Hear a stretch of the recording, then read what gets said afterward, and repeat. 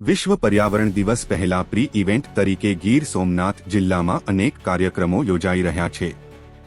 જે અંતર્ગત સૂત્રાપાડા નગરપાલિકા દ્વારા વેપારી એસોસિએશન સાથે પ્લાસ્ટિક મુક્ત અભિયાન અંતર્ગત સેમિનાર યોજાયો હતો। આ સેમિનારમાં વેપારીઓ અને નાગરિકો પ્લાસ્ટિકનો ઉપયોગ ન કરવા તેમજ પ્લાસ્ટિકના બદલે કાપડની થેલીનો ઉપયોગ કરવા માટે સંકલ્પબદ્ધ થયા હતા।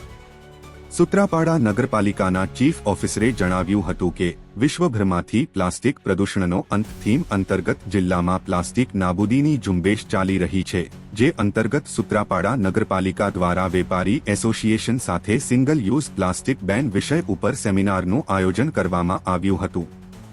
જેમાં સૂત્રાપાડા નગરપાલિકા પ્રમુખ, ઉપપ્રમુખ, વોર્ડના સભ્યો, નગરપાલિકા સ્ટાફ, વેપારી એસોસિએશન પ્રમુખ, વેપારીઓ તેમજ નાગરિકો હાજર રહ્યા હતા અને સિંગલ યુઝ પ્લાસ્ટિક ઉપયોગ ન કરવા પ્રતિજ્ઞા લેવામાં આવી હતી।